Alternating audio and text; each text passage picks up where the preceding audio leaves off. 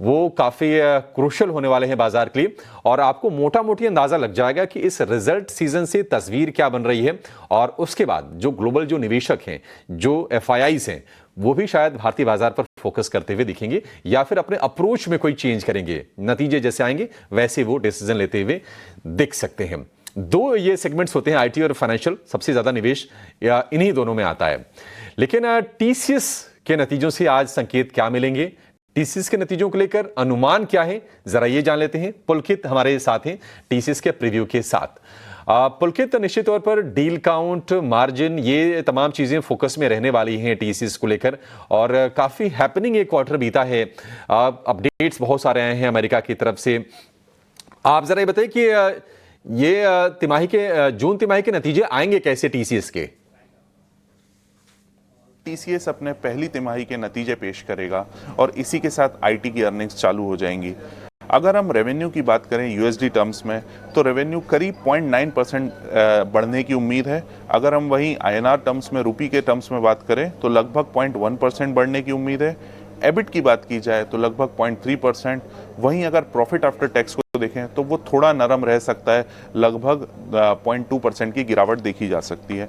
की फैक्टर्स को अगर देखें तो एबिट मार्जिन्स को थोड़ा सा कुशन मिल सकता है because of the BSNL deal, जो अभी finally exit of low margin हो गया है। सेगमेंट वाइज अगर हम देखें तो बीएफएसआई का सेगमेंट थोड़ा स्टेबल रह सकता है, लेकिन रिटेल, ऑटो, टेलीकॉम और मैन्युफैक्चरिंग में थोड़ी सी नरमी देखी जा सकती है।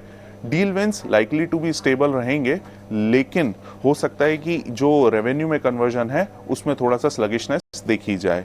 जो की मॉनिटरेबल्स होंगे मैनेजमेंट की कमेंट्री में, सबसे पहले तो डिमांड कैसी रहती है, FY26 का guidance, total value of deal wins, head count और attrition trend, gen AI trend, tariff impact, और यूएस एंड यूरोप में किस तरह का बिजनेस आउटलुक बन रहा है। ठीक है, यानी कि पुलकित का ये कहना है कि नतीजे जो हेडलाइन नंबर्स होंगे वो तो फोकस में रहेंगे, लेकिन उससे ज्यादा क्रूशियल होगा कि मैनेजमेंट की कमेंट्री क्या होती है अब अपने कारोबार को लेकर। क्योंकि देखिए ज़्यादातर जो इनकी रेवेन्यू आती है आईटी कंपनीज की, वो अमेरिका से आती है। करीब 70 to 80% के आसपास के रेवेन्यूज अमेरिका से ही आते हैं। तो कैसा वहाँ पर माहौल है, डिमांड को लेकर ट्रेंड क्या है, किस तरह की डील्स हो रही हैं, ये कुछ चीज़ें फोकस में रहने वाली होंगी टीसीएस के लिए। शुक्रिया पुलकित ये अपडेट देने के लिए। लेकिन चलिए शरद के पास फिर से चलेंगे, और शरद के पास है टॉप 10, यानी कि वो 10 खबरें जिनके दम पर आज दिखेगा शेयरों में एक्शन। शरद बताइए। जी बिल्कुल, सबसे पहले स्टॉक नंबर 1 रहेगा सीएट। यहाँ पे स्टॉक के लिए पॉजिटिव रहेगा।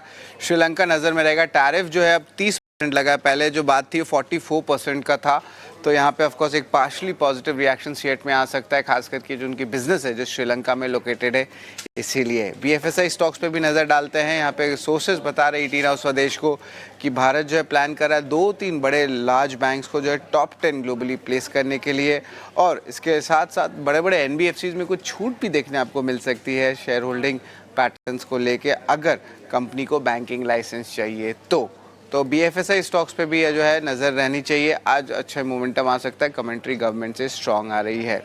तीसरा स्टॉक रहेगा एलआईसी। यहाँ पे जो लार्जली न्यूट्रल जो सेगमेंट है, यहाँ पे गवर्नमेंट सोर्सेज ईटी नाउ स्वदेश को बता रहे हैं कि जो इनका ओएफएस है वो डीएफएस के जरिए जो है अप्रूवल आ गई है। अब डीपम जो है धीरे धीरे करके प्रोसेस इनिशिएट करेगा, तो स्टॉक के लिए न्यूट्रल है। एशियन पेंट्स, यहाँ पे भी देखें तो कंपनी कल ट्रेड में लगभग 4% से ज़्यादा की स्टेक अक्सो नोबल में जो है बेची है। लगभग 3651 रुपीज़ पर शेयर का ये आंकड़ा देखने मिल रहा है। नेट न्यूट्रल इम्पैक्ट है। वही अंबुजा सीमेंट की बात करें तो पार्शली पॉजिटिव न्यूज़ फ्लो है। उनकी आम ने जो है झारखंड में लगभग आप कह सकते हैं 1.5 मिलियन टन पर एनम का एक ग्राइंडिंग यूनिट को कमीशन कर दिया। अब टोटल कैपेसिटी अगर हम बात करें सीमेंट की तो लगभग 105 मिलियन टन पर एनम की हो जाती है अंबुजा सीमेंट की। एचसीएल टेक के लिए पॉजिटिव न्यूज़ फ्लो है। एस्टेमो सुप्रीमस ने पार्टनर किया है कंपनी के साथ, जहां पे ऑटोनोमस और स्मार्ट व्हीकल के ऊपर जो है उनका करार होने वाला है। स्टॉक के लिए सपोर्टिव ज़रूर है। वही ऑयल इंडिया और गेल दोनों पे नज़र रखेंगे। यहाँ पे दोनों ने 15 साल का gas sale and purchase agreement जो है साइन कर लिया है, जहाँ पे नेचुरल गैस जो आने वाली हैं ऑयल इंडिया के राजस्थान के फील्ड्स के लिए, तो स्टॉक्स दोनों के लिए सपोर्टिव ये न्यूज़ फ्लो है। वही नंबर 8 स्टॉक रहने वाला हमारा ब्रिगेड एंटरप्राइजेज। बोर्ड मीटिंग 14 जुलाई की होने वाली है, जहाँ पे फंड रेज की जो है कंसिडरेशन होने वाली है। मॉर्गन स्टैनली की एक इम्पॉर्टेंट रिपोर्ट आई है जहाँ पे पीएफसी आरईसी पे नज़र रखेगी। इन दोनों स्टॉक्स पे जो है एक अट्रैक्टिव एंट्री पॉइंट हो रही है। और इनिशिएट की रिपोर्ट आई है, पीएफसी का टारगेट प्राइस 508 रुपये का है और आरईसी का जो टारगेट प्राइस है 485 रुपीज़ का है। अब दोनों को अगर मिला ले करंट लेवल से तो अपसाइड पोटेंशियल लगभग 21 से लेके 23% का हमें देखने मिल रहा है। 9 स्टॉक्स के अलावा हमारा आखिरी स्टॉक टॉप 10 में रहेगा MGL। यहाँ पे NCLT ने अप्रूवल दे दी है एमलगमेशन की, जहाँ पे उनकी Holi own armed unison enviro जो है कंपनी में अब्जॉर्ब होगी। तो ये 10 अहम स्टॉक्स है जहाँ पे आपको आज एक्शन दिखेगा। ठीक है शरद, बहुत शुक्रिया ये सारे के सारे स्टॉक्स नोटिस कराने के लिए। और बहुत मेहनत लगती है ये 10 स्टॉक्स आइडेंटिफाई करने में और ये बताने के लिए कि आप ना इन्हीं पर फोकस करके चलिए। ये पूरी लिस्ट आपके सामने, एक बार फिर इसको आगे हम रिपीट भी कर देंगे आपके लिए। लेकिन बाजार का जो ट्रेंड है